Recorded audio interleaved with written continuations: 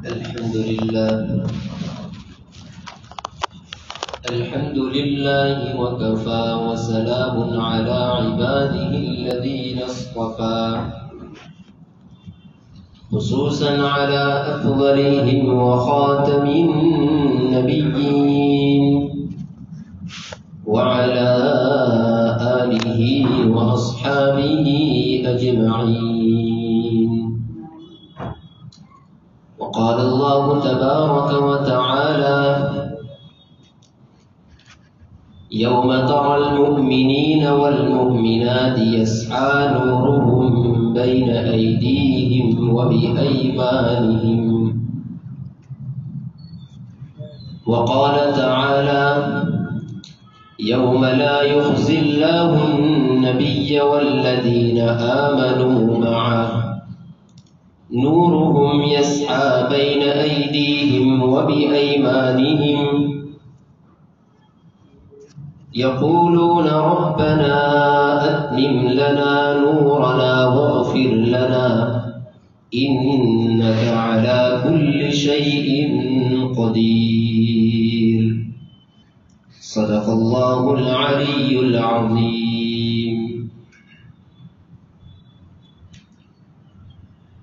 بزرگوں اور دوستوں، اب حضرات کے سامنے سورہ حدید کی اور سورہ تحریم کی آیت کریمہ کا ایک حصہ نقل کیا ہے۔ یہ آیات میں جو اللہ تبارک و تعالی بیان فرما رہے ہیں، قیامت کے دن ایک حالت جو پیش آئے گی مسلمانوں کو،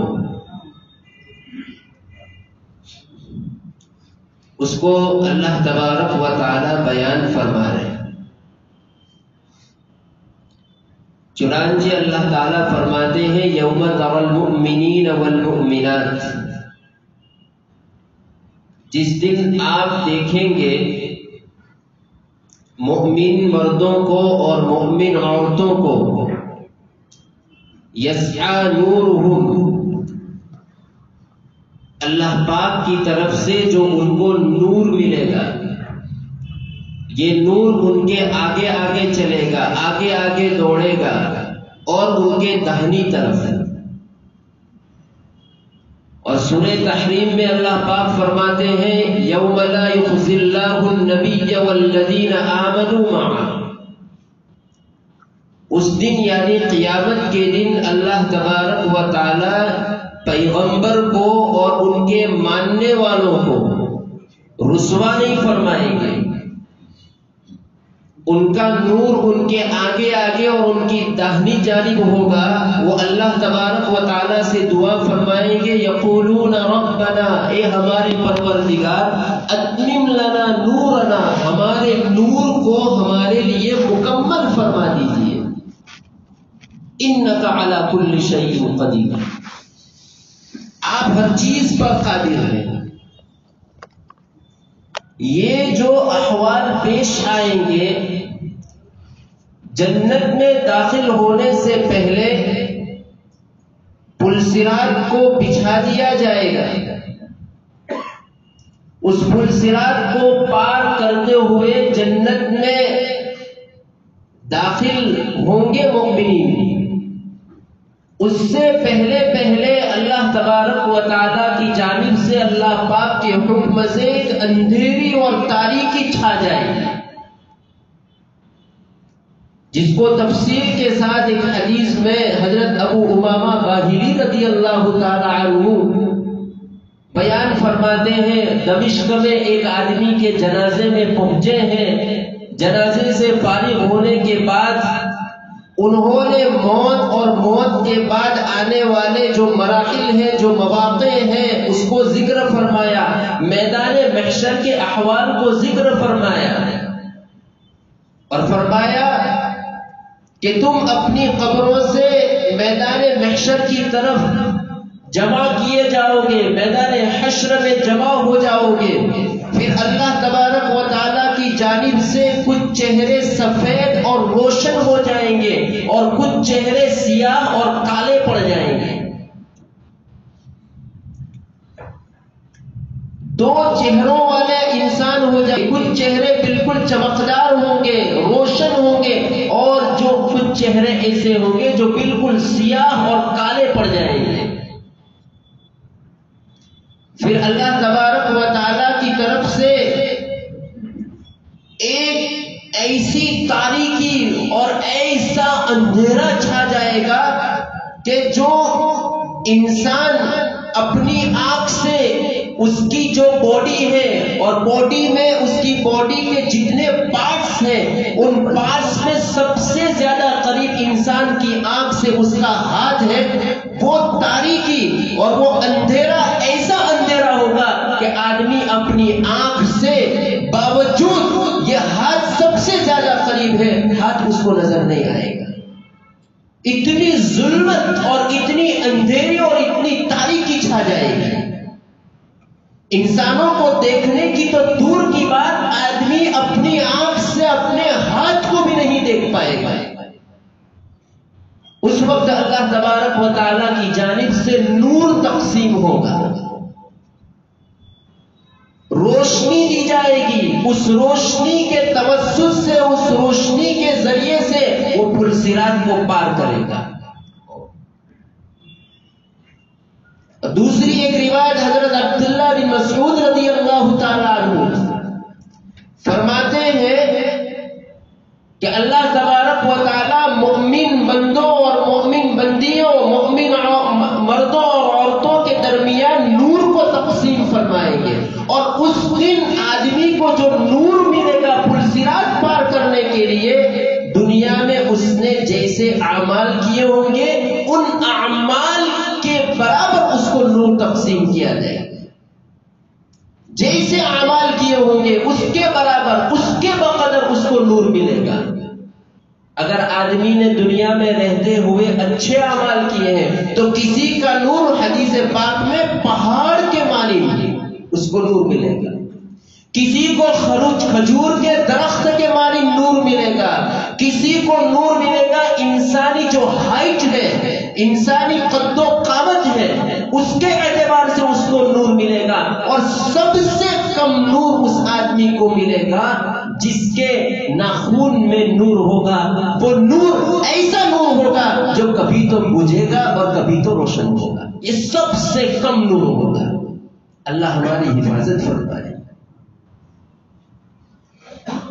حضرت ابو امامہ باہلی رضی اللہ تعالی عنہ آگے فرماتے ہیں،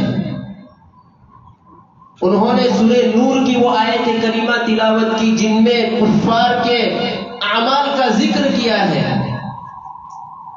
کہ یہ نور ایسا نور ہوگا. اس کے بعد اس آیت کی تشریح مجھے نہیں کرنا ہے. جو نور مومنین کو تقسیم کیا جائے گا یہ نور ایسا ہوگا کہ جس کا فائدہ کفار اور منافقین کو نہیں ہوگا. اسی لیے قرآن کریم میں اللہ پاک فرماتے ہیں یہ منافقین جو ظاہری اعتبار سے کلمہ پڑھتے ہیں، اپنے مسلمان ہونے کا دعویٰ کرتے ہیں اور اندر میں کفر شرک چھپا ہوا ہوتا ہے، یہ گویا کہ مومنین کو دھوکہ دیتے ہیں، اللہ کو دھوکہ دیتے ہیں. کل قیامت کے دن ان کے ساتھ بھی ایسا ہی معاملہ کیا جائے گا.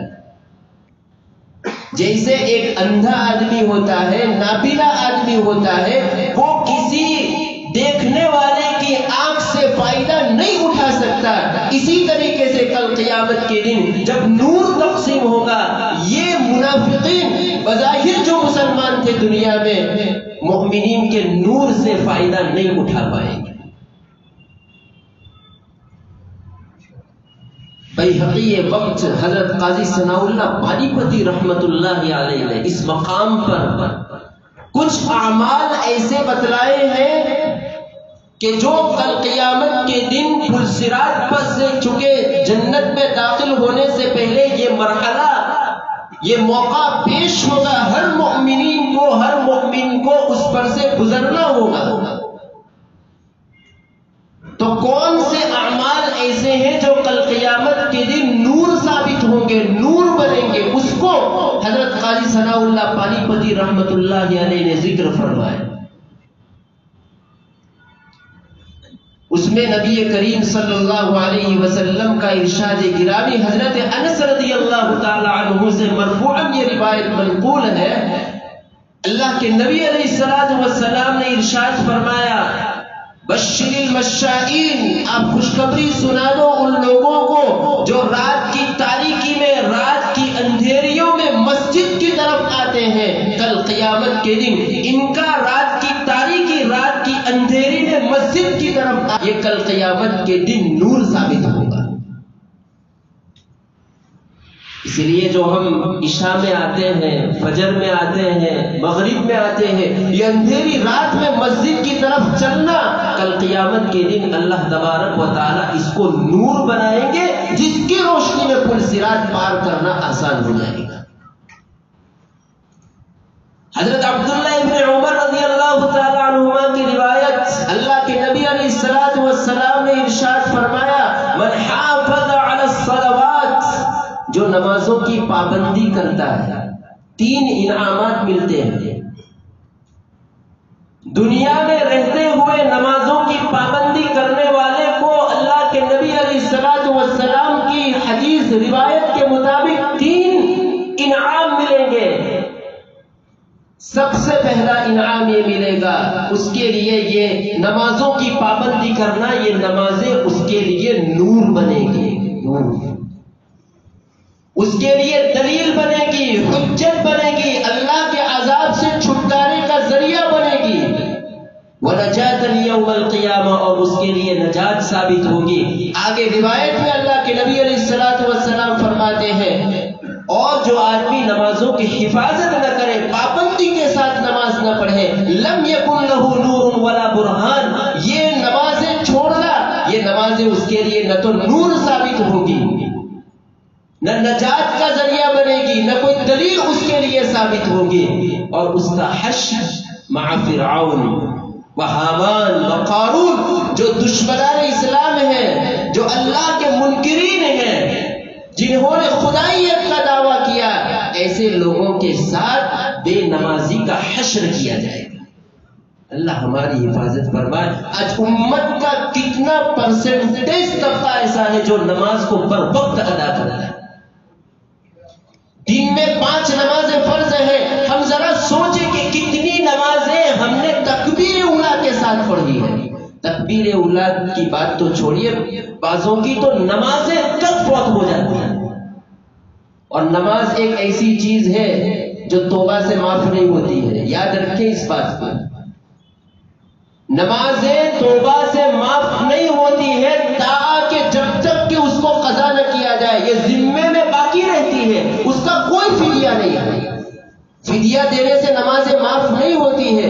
आज कितने सालों से कई लोग ऐसे हैं जिनकी फजर की नमाज जिन्होंने नहीं पढ़ी हुई। ये इतना बड़ा मजमा ईदैन में आता है, जुमा में आता है, दूसरी नमाजों में कहां चला जाता है। इसलिए अजीज दोस्तों, नमाजों की फिक्र करें, नमाजों की पाबंदी करें। नमाज अव्वल मा युहासबु बिहिल अब्द, कल क़यामत के दिन हुकूकुल्लाह और हुकूकुल इबाद, हुकूकुल्लाह में जिस चीज के बारे में सबसे पहले जिस चीज के मुताल्लिक सवाल होगा, पूछा जाएगा, वो नमाज के बारे में। अब जरा सोचिए, पहले ही सवाल में आदमी डगमगा जाए, पहले ही सवाल में आदमी गिर जाए, उसके बाद के जो दूसरे सवालात होंगे हदीस शरीफ की रोशनी में, ला तज़ूलु क़दम अब्दिन हत्ता सुइला अन खम्सिन, 5 सवालात होंगे। पहले ही सवाल में अगर आदमी फेल हो गया, बकिया सवाल में आदमी का क्या हशर होगा। इसलिए नमाजों की पाबंदी करें।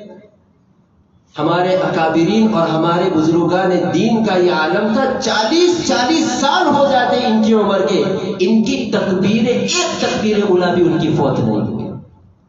और आज हमारा हाल देखिए, मामूली मामूली बहानों में, मामूली मामूली बातों में नमाज के छोड़ने के हम आदी बन चुके हैं।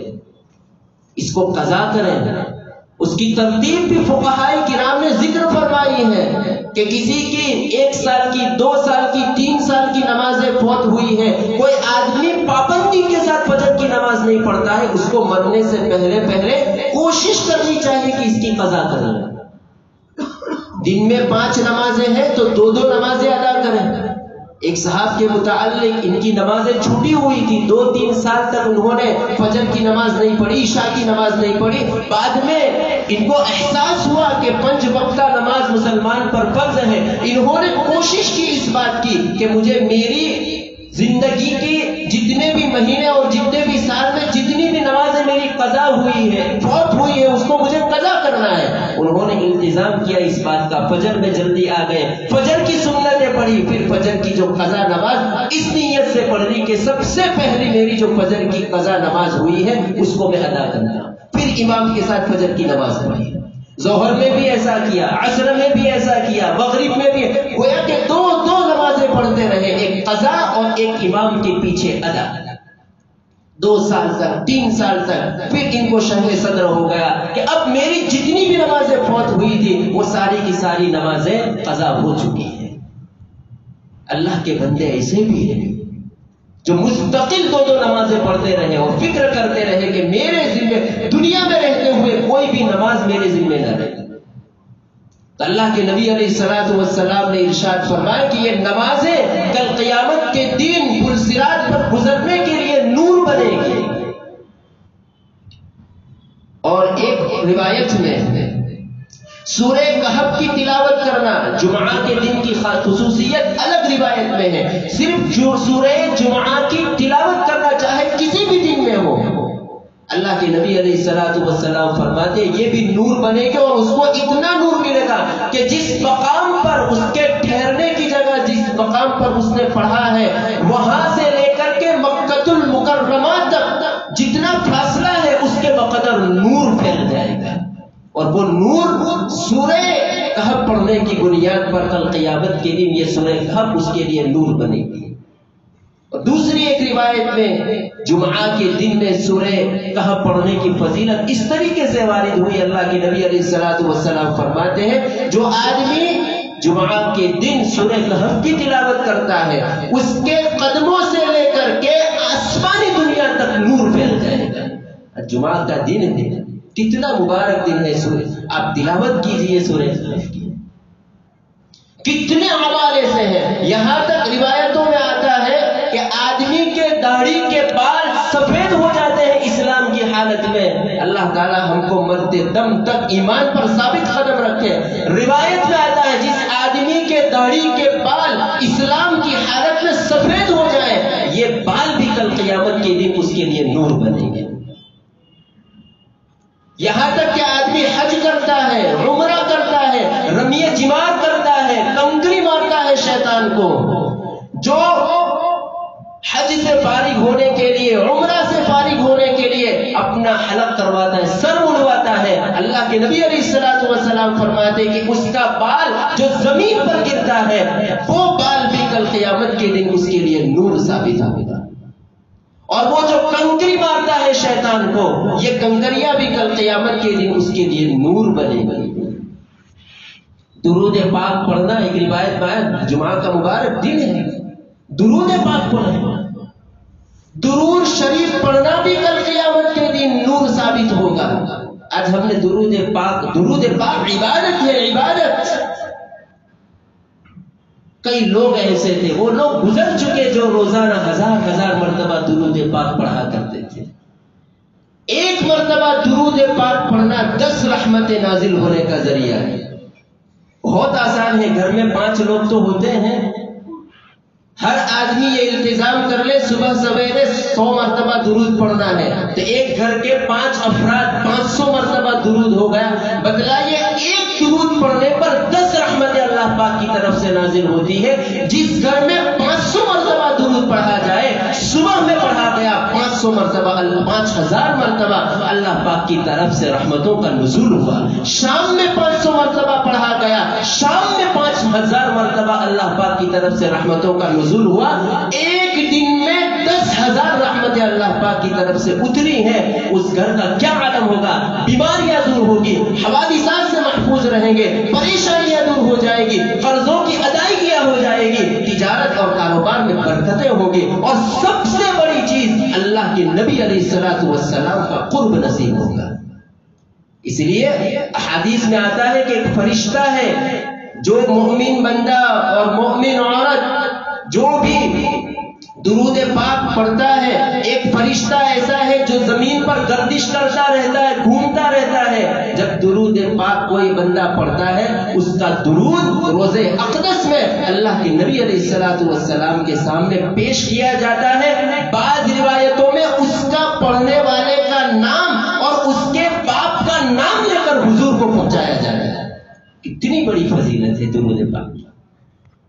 لوگوں نے اپنے مسائل حل کروائے. بزرگان دین نے زبردست ایک بات لکھی ہے کہ آپ صبح سویرے 500 مرتبہ، شام میں 500 مرتبہ دنیاوی مقاصد کے لیے اگر پڑھو، 40 دن تک اس کا انتظام کرو، اللہ تبارک و تعالیٰ اس کی برکت سے تمہارا دنیاوی کام کاج بھی درست فرما، اس میں کامیابیاں ملے گی.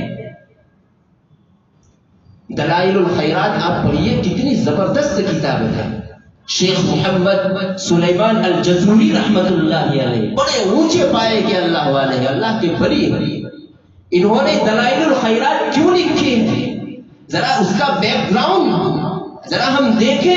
یہ دلائل الخیرات کیوں وجود میں آئی ہے؟ درود شریف 7 منزلیں ہیں، روزانہ 1 منزل پڑھنے کی ہے. ہم تو کہتے ہیں ایسی کتابیں آپ پڑھو، البرکات المکیہ ہے، اس میں بھی 7 منزلیں ہیں. گھروں میں اس کے پڑھنے کا التزام کیجئے، پھر دے کاروبار میں برکتیں ہوتی ہیں. کیسے اللہ پاک کی طرف سے بیماریاں دور ہوتی ہیں. آدمی ڈپریشن میں ہے، اس کا ڈپریشن کس طریقے سے دور ہوتا ہے، تندرستی کس طریقے سے ملتی ہے. اب پڑھیے تو صحیح. یہ کتاب لکھنے کے پیچھے، دلائل الخیرات لکھنے کے پیچھے ایک بہت بڑا واقعہ ہے. حضرت شیخ محمد بن سلیمان الجزوری رحمت اللہ علیہ ایک مرتبہ، چونکہ مراکش کے رہنے والے تھے، مراکش سے بغداد کی طرف یا بغداد سے مراکش کی طرف سفر فرما رہے تھے. راستے میں نماز کا وقت ہو چکا، پانی نہیں، پانی ادھر ادھر تلاش کیا، پانی نہیں مل رہا. اتفاق سے ایک کنواں نظر آیا، کنویں کے اندر پانی پایا، لیکن کنویں کے پاس ڈول اور رسی نہیں تھی. اب پانی نکالے تو کیسے نکالے؟ نماز کا وقت ختم ہونے کے قریب. شیخ کو فکر ہے کہ نماز ہماری فوت ہو جائے گی، پانی تو ملا ہے لیکن ڈول اور رسی نہیں ہے.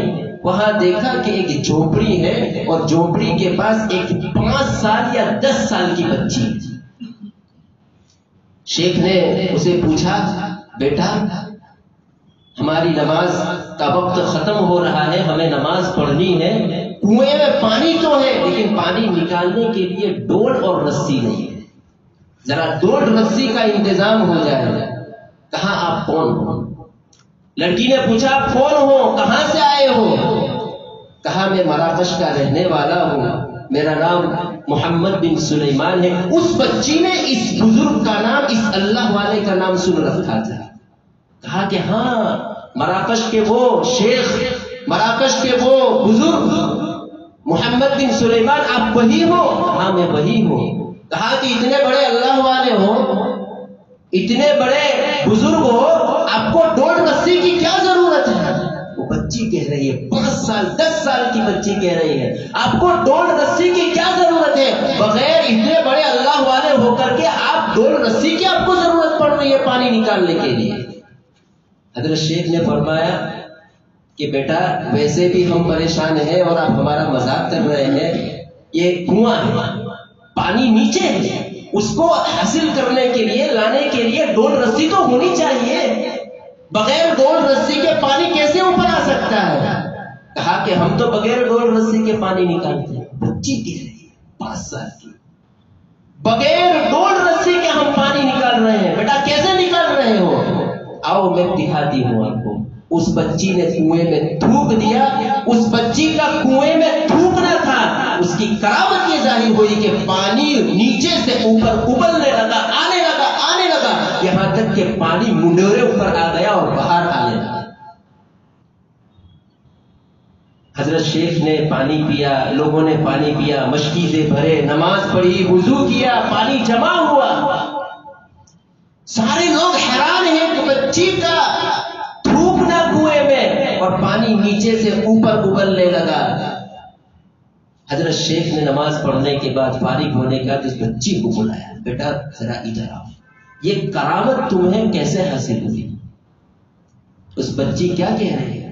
اس بچی نے کہا کہ کرامت یہ جو ظاہر ہوئی ہے، ہم تو روزانہ ایسا ہی کرتے ہیں، ہمیں پانی کی ضرورت ہوتی ہے تو ہمارے گھر کا کوئی آدمی پھونک دیتا ہے، پانی خود بخود اوپر آ جاتا ہے۔ کہا یہ کرامت کیسے، کس عمل کی بنیاد پر؟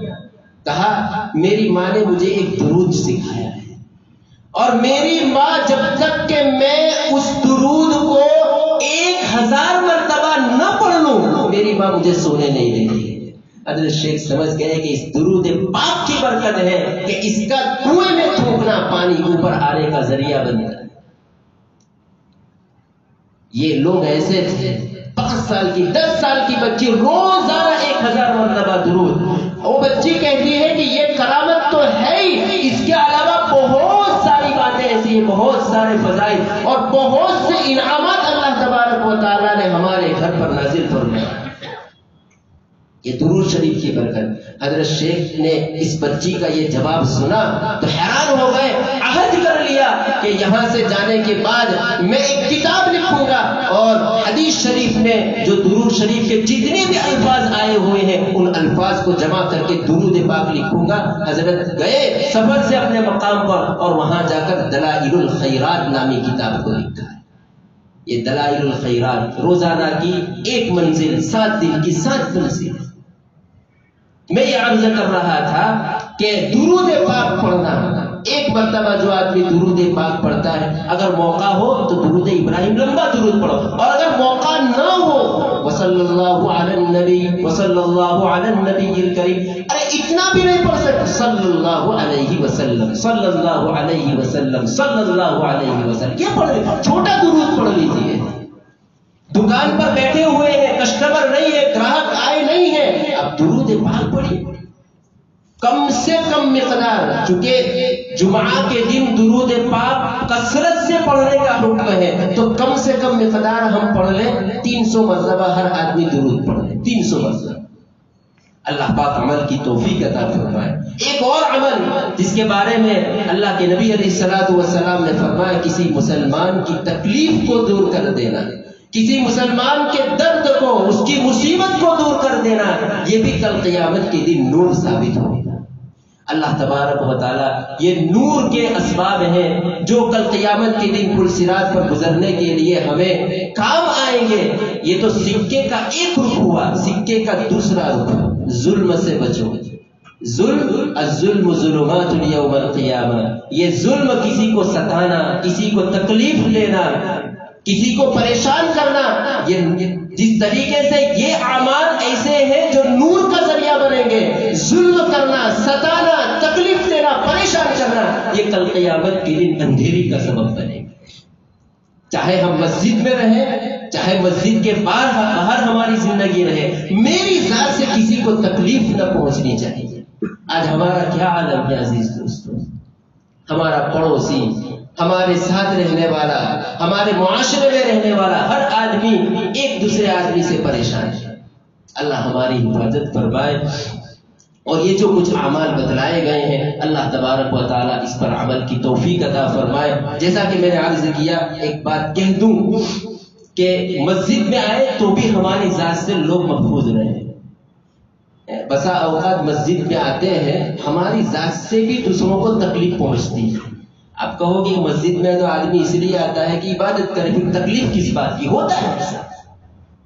مسجد کا واش روم ہی استعمال کرتے ہیں، مسجد کا واش روم، مسجد کا پانی، دیکھیے مسجد کی جتنی بھی چیزیں ہیں، پانی سے لے کر کے جس سے ہم غسل وضو وغیرہ کرتے ہیں، اپنی ضرورت کو پورا کرتے ہیں، یہ سب اللہ کی ملکیت ہے۔ وقف بندے کی ملکیت سے نکل کر اللہ کی ملکیت میں چلا جاتا ہے، اب اللہ کی ملکیت ہے۔ اور ہمارا حال یہ ہے کہ ایک طرف وضو خانے میں باتیں ہو رہی ہو اور پانی کا نل بالکل جاری ہے۔ کتنا پانی ہم نے ویسٹ کیا ہے، مسجد کا کتنا نقصان کر دیا ہے۔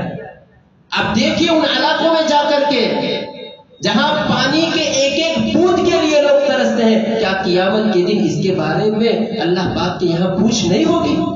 اللہ پاک نے اتنی کثیر مقدار میں پانی دیا، اس کا مطلب یہ ہے کہ پانی کو بالکل ویسٹ کیا جائے؟ آپ طہارت خانے کا حال دیکھیے، کتنا پانی بیکار جاتا ہے. کیا ہم اپنے گھر میں جب ہم بل آتا ہے اپنے گھروں میں تو کیا ہم اپنے گھر کے واش روم کا استعمال اس طریقے سے کرتے ہیں؟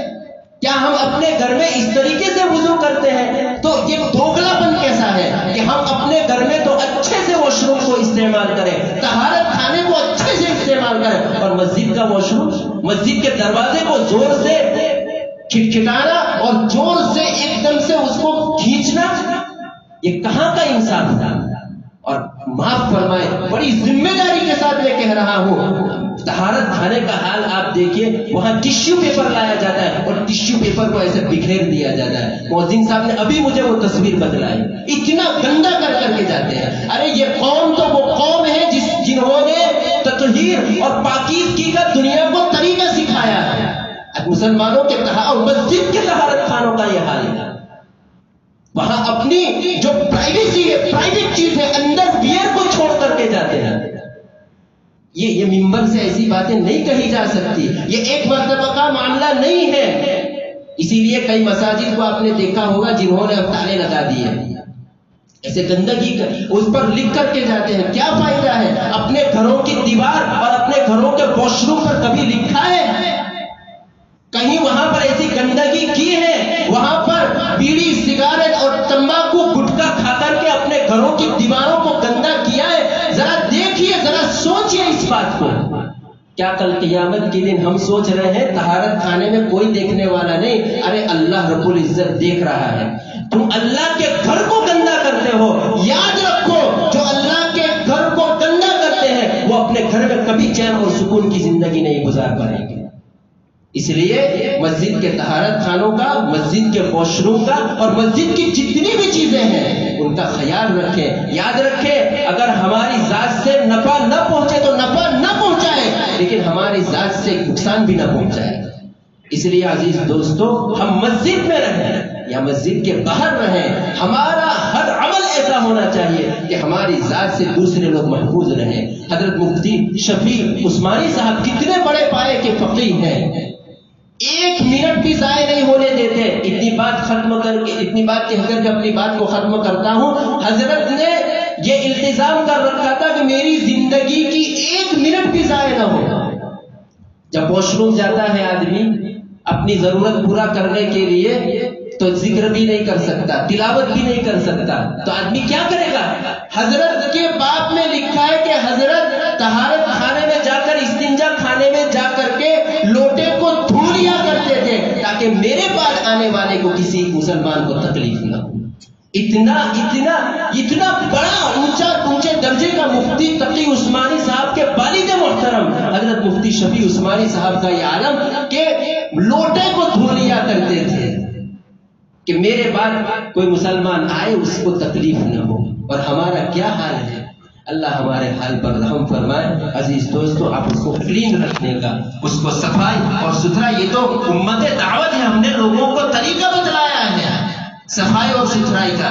کوئی غیر مسلم ہمارے طہارت خانے میں آ جائے تو کیا سوچے گا؟ اللہ ہم سب کو عمل کی توفیق عطا فرمائے. وآخر دعوانا الحمد